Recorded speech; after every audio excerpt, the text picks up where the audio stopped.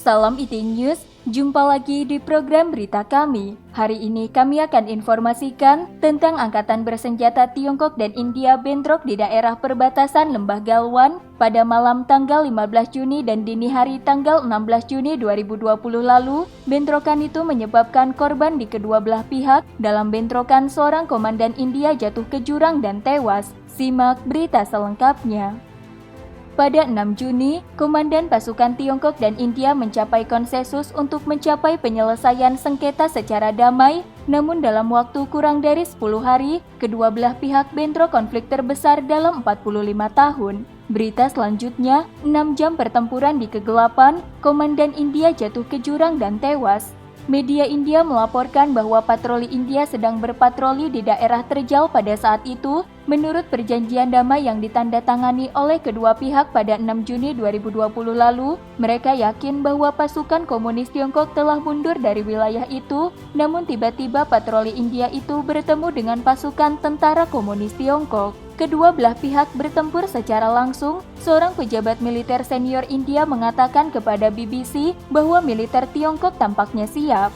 Mereka memukul kepala tentara kami dengan tongkat logam yang dibungkus dengan kawat berduri, dan pihak kami hanya menggunakan tangan kosong, kata pejabat militer senior India itu.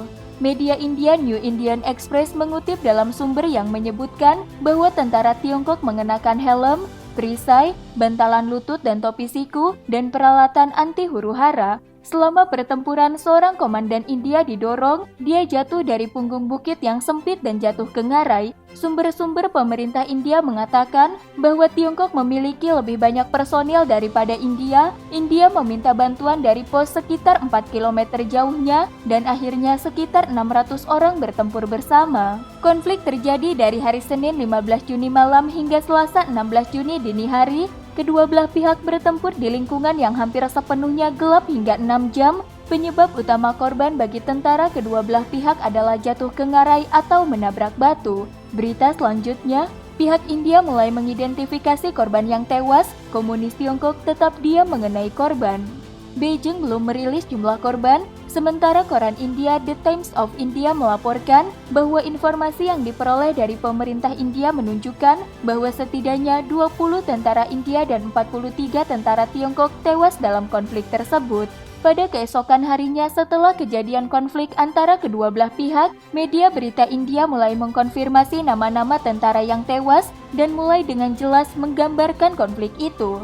3 orang India yang meninggal pertama kali dalam konflik itu adalah Bisentos Babu, komandan kolonel, dan 2 tentara Havildar Palani dan Sipoi Oja.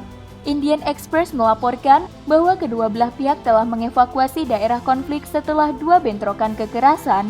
Juru bicara Kementerian Luar Negeri Tiongkok Zhao Lijian menuduh insiden pasukan India melintasi perbatasan 2 kali, memprovokasi dan menyerang personil Tiongkok. Akan tetapi juru bicara Kementerian Luar Negeri India Anurag Srivastava mengeluarkan pernyataan pada tanggal 16 Juni menyangkal Zhao Lijian. Anurag Srivastava menuding Tiongkok tidak menghormati garis kontrol yang sebenarnya di Lembah Galwan.